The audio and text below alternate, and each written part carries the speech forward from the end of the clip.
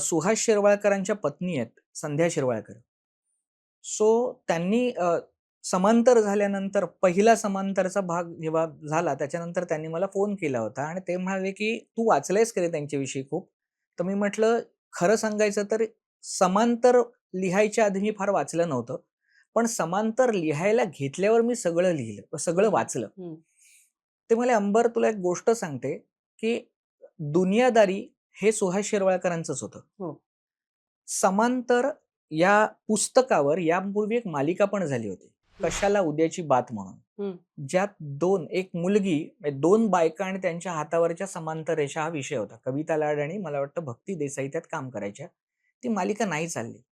किती योगायोग आहे की त्या मालिकेचे दिग्दर्शक होते सतीश राजवाडे, समांतरचे दिग्दर्शक पण आहेत सतीश राजवाडेच. बरं, हे माझ्याकडे घेऊन येणारी व्यक्ती होती सतीश राजवाडे.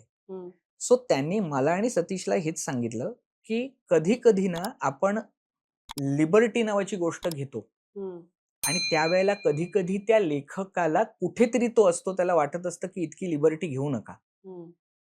हे मला ना तेव्हा विशेष जाणवलं, कारण आम्ही माध्यमांतर करताना ना समांतरला जास्त लिबर्टी घेतली नाही. कारण आम्ही म्हटलं त्यांनी जे लिहिलंय ना ते मुळात इतकं चांगलं आहे, आपल्याला फक्त इथून थॉटचे सीन करायचे आणि कदाचित त्यांचे आशीर्वाद आहेत. म्हणजे मी तर अगदी स्पष्ट सांगतो की समांतर हे आमच्या सगळ्यांकडनंच सुहास सरांनी करून घेतलं. याच्यावर आम्ही पूर्ण विश्वास ठेवून आहोत.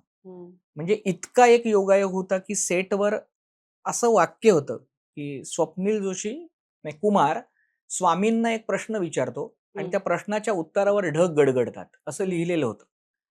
आणि हे जेव्हा आम्ही शूट करायला गेलो त्याचे 3 टेक झाले, त्यातल्या 2 टेकला ढग गडगडले, कारण पाऊस होता. तो वाक्य म्हटल्यावर ढग गडगडायचे.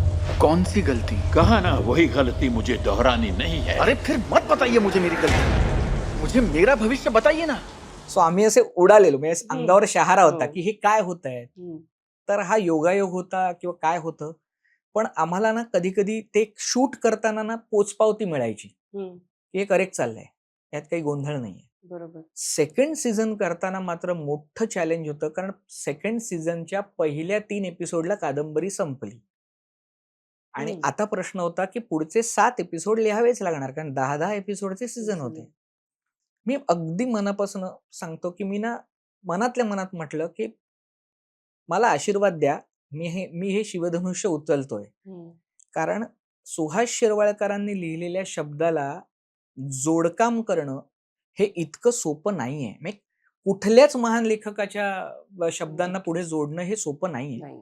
आणि मी सेकंड सीझनला समीर विद्वांस डिरेक्टर होता, बाकी प्रोडक्शन टीम तीच होती. कार्तिक आणि अर्जुन दोघं प्रोड्युसर होते. त्यांनी मला फ्री हँड दिला होता, तू करशील ते, काही हरकत नाही, माझा विश्वास आहे. मी आणि समीरने बसून 3ऱ्या पासून ते 10व्या पर्यंत अख्खं बदललं. पण बदलताना आम्ही ही जाणीव घेतली की जर आमच्या जागी सुहास शिरवाळकर असते तर त्यांनी काय केलं असतं, हे डोक्यात ठेवून ते केलं. आणि मग मला परत संध्याताईंचा फोन आलेला की त्यांना प्रकाशकांचा फोन आला होता. मी घाबरलो की कोणी टीका केली आहे का, की काय फालतूगिरी लावली वगैरे. तर ते म्हणाले नाही, सेकंड सीझन आल्यानंतर त्यांचा खप वाढला, वाचक वाढले. कारण अनेकांनी म्हटलं होतं हे आम्ही वाचलेलं आम्हाला आठवत नाहीये, कदाचित त्यांनी नवीन लिहून ठेवलंय का. सो प्रकाशकांनी त्यांचे आभार मानले की तुमच्यामुळे आमची काहीतरी 16वी 17वी आवृत्ती परत बनवावी लागली आणि याचं क्रेडिट आहे या सिरीजला. सो मला खूप बरं वाटलं की त्यामुळे नव्याने वाचक तयार झाले. कारण अदरवाईज वाचनाला पर्याय म्हणून सिरीज यायला लागल्या होत्या की तुम्ही वाचत नाही ना, पहा. निमित्ताने हे उलट झालं. Is very good.